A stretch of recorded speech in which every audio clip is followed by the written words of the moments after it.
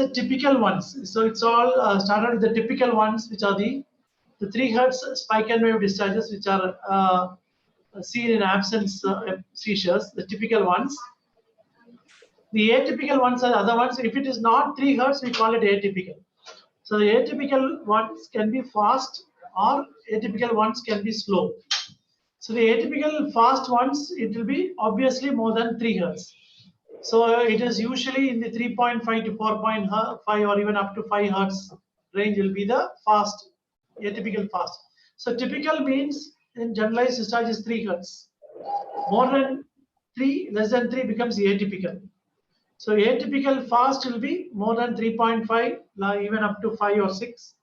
Atypical slow will be less than 3, that is up to 2.5. So 1.5 to 2.5 hertz. That is, these discharges are seen either once or twice in that 1 second period. The atypical fast will be seen more than 3 or 4 times in a 1 second period. So only these 3 points we need to remember in a generalized spike and wave discharges. The typical ones are the 3 hertz ones. The atypical ones are the ones with higher frequency as well as lower frequency. The higher frequency ones are the atypical fast, and the lower frequency ones are the atypical slow. So this concept of typical versus atypical in the generalized interictal discharges should be there.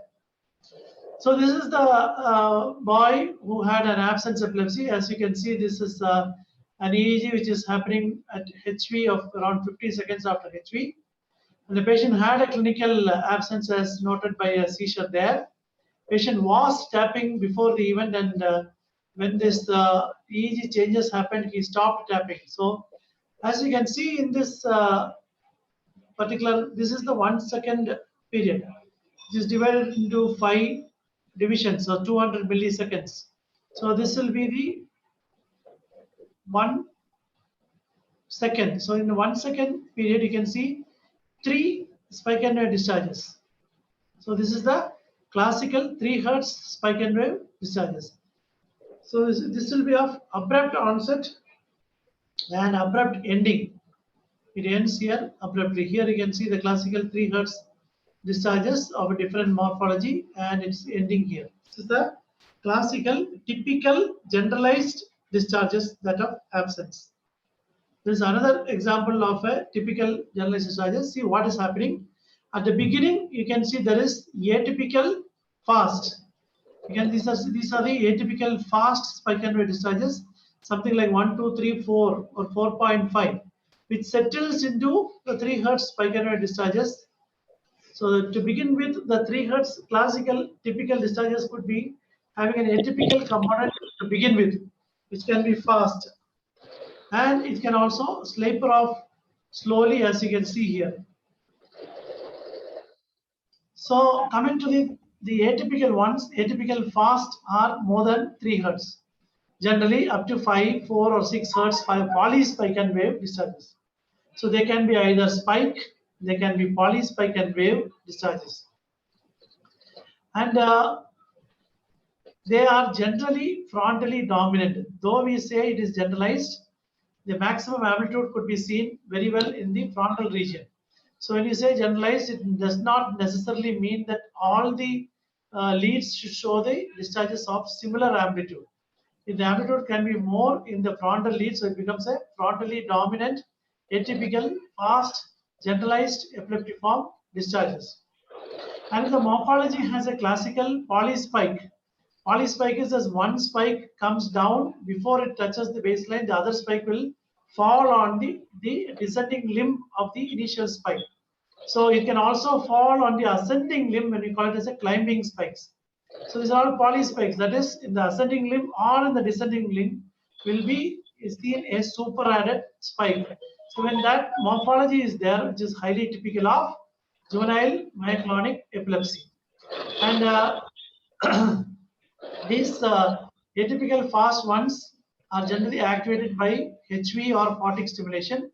And the important thing is they will be seen more often during the awake stages, and they will be suppressed in the NREM sleep stage. Contrary to the focal discharges, which may be absent during awake, but gets tremendously activated during sleep. So the focal epilepsies have a general tendency to be activated during NREM sleep. For example, temporal lobe epilepsy, the spikes will be seen very frequently during sleep. As I was mentioning in the initial lecture, if you don't take a sleep EEG in a routine EEG, you will miss all these findings. So, contrary to the focal epilepsies, this generalized discharges of, especially that of JME, they have a tendency to be activated during awake state and will be suppressed during sleep. So, it's a 20-year-old girl. You can see the beautiful alpha waves coming in as she closes her eyes, and you can see the generalized discharges. You can see the atypical fast discharge. So fast means if this is a spike, then it is taking around 200 milliseconds. So if we extend it, it will be around 5 discharges in this particular 1 second. You can see 2 discharges. So it will be another 2 here. So the frequency is 4. So in this half of that 1 second, you can see 2 spike convey discharges. So another 2 can be accommodated here. That means these 2 discharges are firing at a frequency of 4 hertz. That is a fast spike convey discharges.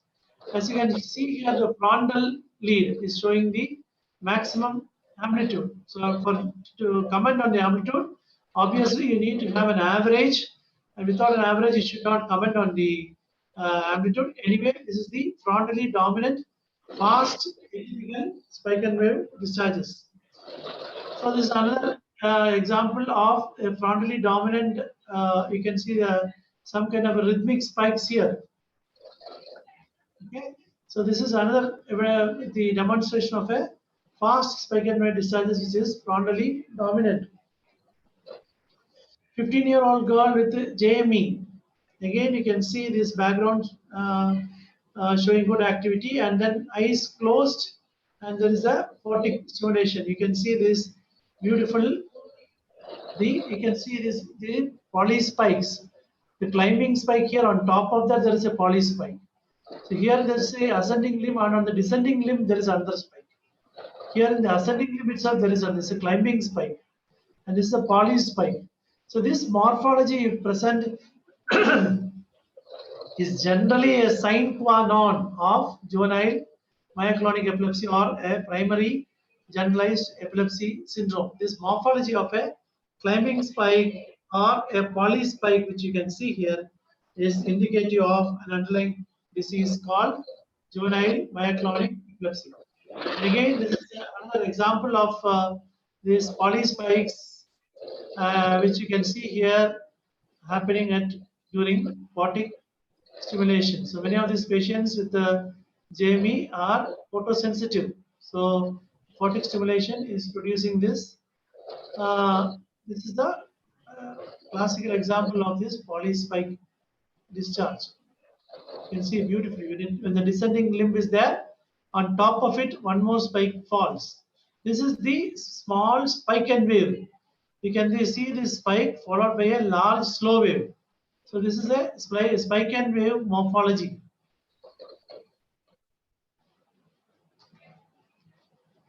So this is another example of generalized fast spike and wave discharges. Generalized fast spike and wave discharges. So this is a child who had recurrent eye blinks and seizures, and these were the generalized discharges associated with the eyelid myoclonia. So if you see these kind of fast discharges happening generalized, they are the electrographic correlate of myoclonic epilepsies. If these kind of discharges are seen, they are the electrographic correlate of myoclonic epilepsies. So this is the eye closure bringing on these generalized fast spike and wave discharges. This is called the eye closure sensitivity, which I was mentioning the other day, which is highly suggestive of primary generalized epilepsies like JME and in particular Jivan's syndrome. So this eye closure which brings on the generalized fast spike and wave discharges. It's again a electrographic correlate of a myoclonic epilepsy. These kind of generalized fast spikes. Generalized fast spikes is what you see here. They can be part of a myoclonic epilepsy syndrome. This is that of the same patient which shows these generalized fast spike and wave discharges. So you have seen the typical generalized spike and wave discharges of 3 Hz, which is characteristic of absence epilepsy. And then what is atypicality? When we call the 3 Hz as typical, anything above or less will become atypical. So the atypical ones, you first saw the faster ones, which is more than 3 or 3.5. And generally we can see up to 6 Hz spike and wave discharges. And the atypical fast spike and wave discharges is generally frontally dominant and generally seen in association with the primary generalized epilepsy like juvenile myoclonic epilepsy. And the morphology in JME can be very much that of a climbing spike or a polyspike discharges. And sometimes you can also get the fast spike and wave discharges, the runs of spike in association with myoclonic epilepsies also. They are all examples of atypical fast spike and wave discharges seen in association with idiopathic generalized epilepsy or the primary generalized epilepsy syndromes. So having seen the atypical faster ones, let us look into the atypical slower ones. So atypical slower ones means the frequency is going to be less than 3 Hz. So this is very, very classical of another generalized epilepsy syndrome, which is Lennox-Gastaut syndrome.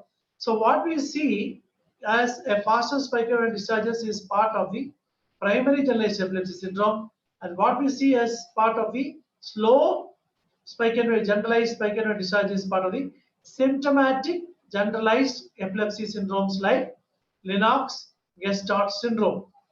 Here, there will be bursts or even runs of 1.5 to 2.5 Hz spike and wave discharges, which are erratic, which may not be seen in a in a very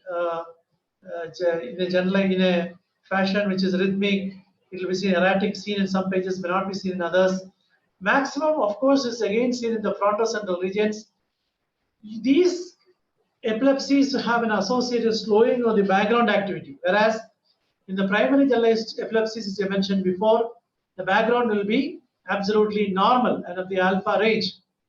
You can see that in those patients, the sleep EEG, the sleep architecture will be well preserved. You will see the vertex waves, you will see the sleep spindles, and you will see the K complexes. You will see the EEG going through the stages of NREM. Now, those things will be very well seen in the primary generalized epilepsy syndromes. Whereas, when you think about the slow spike and wave discharges in the symptomatic generalized epilepsy, the sleep architecture you can see some spindles somewhere. You may not see spindles uniformly across the stage 2 sleep. You will not see them. They may be scarce or absent. The sleep architecture is very much affected or chaotic it is. You can also see sometimes multifocal spikes. And there is one particular finding which we see in this disease is the generalized paroxysmal fast activity. That's a fast rhythmic spikes which are seen at the rate of 15 to 20 Hertz. So we saw some fast spikes which are at the rate of 5 or 6, which is part of myoclonic epilepsy.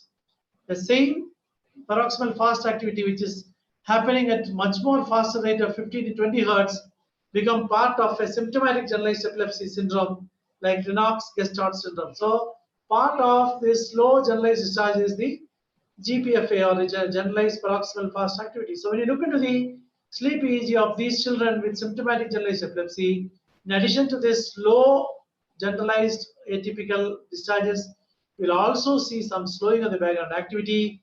You will find it very difficult to pick up the sleep architecture. You could see some multifocal spikes and their generalized paroxysmal fast activity. In addition, you could also see what is known as the burst attenuation or the burst suppression pattern of interictal discharges. These burst suppression patterns form part of the periodic discharges. They are also, many of them are generalized and some of them are focal. But the periodic discharges, I am not covering in today's topic. It will be covered by somebody else the coming lectures. So we are confining ourselves to the interictal generalized discharges, which are non-periodic. So these LGS can also have the, in addition to GPFA, we have the burst attenuation pattern. See, this is the usual picture of an LGS patient. You can see that there is full of spikes everywhere, and they are multifocal. You can see some focus in the right posterior. You can see a focus happening in the left temporal. You can see focus going on in the bilateral, frontal, and the midline, frontal, central, etc. So this is the LGS, and how frequently are you see these generalized discharges? This is one. You can see that in 1 second there is only one. They are slow. So you can also see there is only one. So very slow, one or two at the most. So these are all slow spike and generalized spike and wave discharges happening at the rate of 1 or 2.5 per seconds. These kind of slow, atypical, fast spike and wave discharges are characteristic of Lennox-Gastaut syndrome. So this is another demonstration of these discharges which I have been mentioning now. So I mentioned about, this is one of those examples of a burst attenuation pattern, and you can see this generalized paroxysmal fast activity. You can see this GPFA. This is another example of a generalized discharge, generalized paroxysmal fast activity, which are seen in symptomatic generalized epilepsy syndromes like Lennox-Gastaut syndrome. This one, this is the GPFA, or generalized paroxysmal fast activity. Okay, this is actually seen as generalized fast discharges with a period of attenuation in between. This is the usual interictal sleep pattern of symptomatic generalized epilepsy syndromes like Lennox-Gastaut syndrome. Now, this is another example of a patient where you can see this is the awake record, and this awake record shows slowing. You can see that this EEG is that of a 4 or 5-year-old boy. The maximum, the frequency which he got was around 3 to 4 hertz through the record. So by 3 years, now you will all remember that the patient, the people should have at least alpha in some portion of the record. This patient had only 3 to 4 hertz as the interictal frequency. So this is during the awake, where you can see some small spikes coming up in the left posterior, the posterior head region. But this is the awake part, and when the patient starts sleeping, you start getting these, you can see multiple spikes, multifocal spikes. You can see the relatively slower spikes, and some of them are faster spikes. Very, you can see the entire page is filled with these spikes. Whereas if you look at this is the awake stage, it was more or less like this. So this is this you can see as you go deeper into the NREM stage sleep, you can see that the page is almost full with these kind of spike and wave discharges, which we call it as CSWS, or continuous spike wave discharges during slow wave sleep, or the ESES syndrome. So this is another example of a generalized abnormality seen in a specific epilepsy syndrome of symptomatic generalized epilepsy known as CSWS. You can see this generalized interictal epileptiform discharges, which are seen predominantly during sleep. Now, this is one demonstration of what is known as the hips arrhythmia. You can see that there's a chaos there, there is slow wave there, there are spikes there. So there's the multifocal spikes and slow waves happening here and there without any particular pattern. It becomes a chaos. So it's a hips arrhythmia. So the whole question which we have to face is try and differentiate between when a patient comes, whether the patient has a primary. So you have a generalized discharge you see in EEG. When you see a generalized discharge in the EEG, the question will be, is the patient having a primary generalized epilepsy, or is the patient having a secondary generalized epilepsy? Secondary generalized epilepsy is generally means a focal epilepsy syndrome, and but the intracranial discharges are seen generalized. From the EEG itself, are you in a position to differentiate between a primary or a secondary generalized epilepsy syndrome from the EEG? It's an extremely difficult exercise, which we might go wrong in most of the situations. So 14-year-old boy, you can see the EEG, the eyes closed, beautiful alpha comes in. You can see these spikes, these are generalized spikes which you see here. Now you can see this spike and wave is almost like 3 hertz spike and wave discharges or 4 hertz. This is 4 hertz discharges seen, but preceding the discharges you can see a leading spike at the frontal region. So this could be a frontal epilepsy which is secondary generalizing, we do not know. It's extremely difficult to differentiate between a secondary generalized epilepsy or a primary generalized epilepsy. Here you can see that the spikes are upgoing in the black ones, whereas the blue ones are downgoing. That means the black ones are the leading spikes of the left frontal region, and then it is becoming generalized. So could this be a focal pathology of the left which is becoming secondary generalized? The interesting thing is that even in a primary generalized epilepsy syndrome, sometimes during sleep they might get fragmented. Instead of being generalized, they can get fragmented. That means they will be seen as focal spikes, and we'll see some focal spikes in the left frontal region sometimes, and then in the right frontal region. It's called the shifting laterality in a primary generalized epilepsy. This is possible during sleep. In the sleep, what you can see in a JME is sometimes you'll get some right frontal spikes in some part of the record and left frontal spikes in some part of the record, which is acceptable.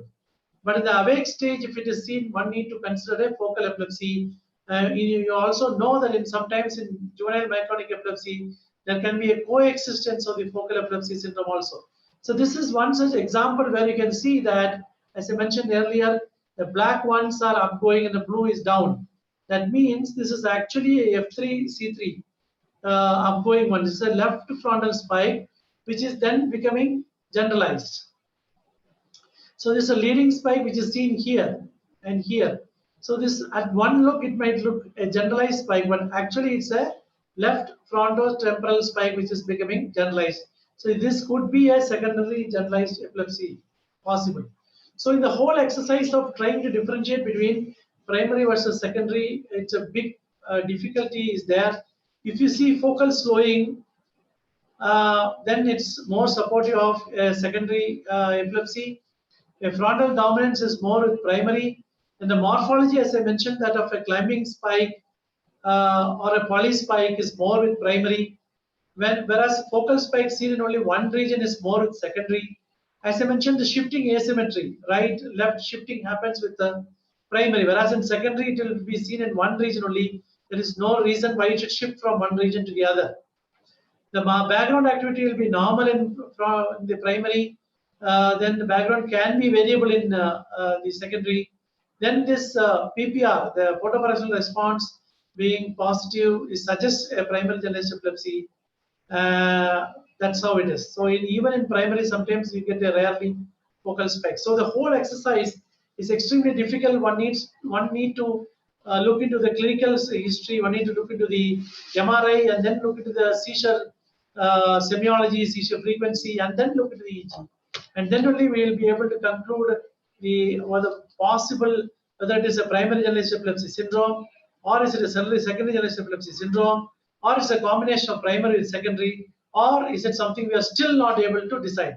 There will be a good chunk of patients where, despite all these exercises, we will still not be able to decide whether it is a primary generalized epilepsy syndrome or a secondary generalized epilepsy syndrome. In these situations, sometimes when you record the seizures, at some point of time, we might be able to come to a conclusion and decide between the primary and secondary generalized epilepsy syndromes. So, summarizing about the Interictal generalized epileptic discharges, I'm again giving you the summary that if you call it typical if it is 3 hertz, we call it atypical if it is more or less. If it is more, it's fast. If it is less, it is slow. And you try to differentiate with these generalized discharges. Are they idiopathic generalized epilepsy syndrome, or are they part of symptomatic generalized epilepsy syndromes? Are they JME or are they Lennox Gastaut? So this differentiation from generalized discharges you should try and make. If you see a 3 Hz spike and wave, if you see a polyspike climbing sky morphology, if you see the classical atypicality with more than 3, less than 3 type of generalized discharges, then probably you are dealing with the atypical fast, I'm sorry, you see atypical fast discharges, then you are dealing with the generalized, idiopathic generalized epilepsy. But if you're seeing a background slowing, if you're seeing a poor architecture of sleep, if you are seeing a multifocal spiking, if you see a hips arrhythmia, if you see a generalized paroxysmal fast activity, if you see multifocality of the spike as I mentioned now, and if you see the atypical slow spike, the atypical fast spike will be part of the idiopathic generalized epilepsy syndrome, whereas the slow spike and wave will be part of the Lennox Gastaut syndrome. So this is how we try to differentiate from the various epilepsy, various Interictal discharges, or the especially the ones where you see the generalized discharges and try to find out whether they are actually uh, actually part of idiopathic or symptomatic generalized epilepsy. We should look into all these features. We should look into the morphology of the spikes, and we should see the distribution of the spikes. We should see the response of the spikes, uh, response of the spikes to various procedures. One second. Response of the spikes to various activation procedures. What is the presence of spikes during awake and sleep? And all these things to be taken into account when we try to decide whether it's what type of generalized spikes you see, and whether they are part of the primary generalized epilepsy syndrome, or whether they are part of the symptomatic generalized epilepsy syndrome. It's a big exercise when you try to do read the EEG and try to find out, especially if you see generalized discharges, we try to differentiate between the primary and secondary generalized epilepsy.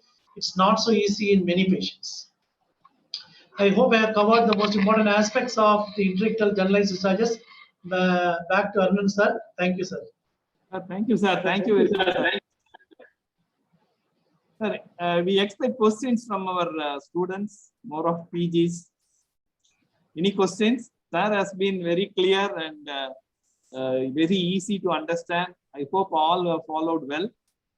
In spite of that, if you have any questions, please you can bring in the chat or unmute yourself and you can ask. There is sufficient time.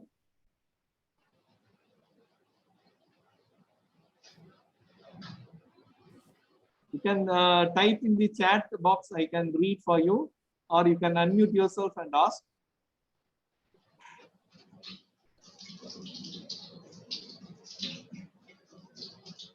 Actually, we planned for at least 1 hour. It has come down. Even though it is short, it is very well done. And the next lecture is by Dr. Malcolm. It will be an interesting lecture, EEG in ICU. At least for that, you come prepared with some questions and let Malcolm clarify.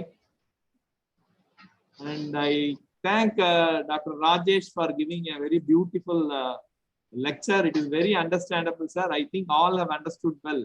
So only they have not come out with any questions, sir.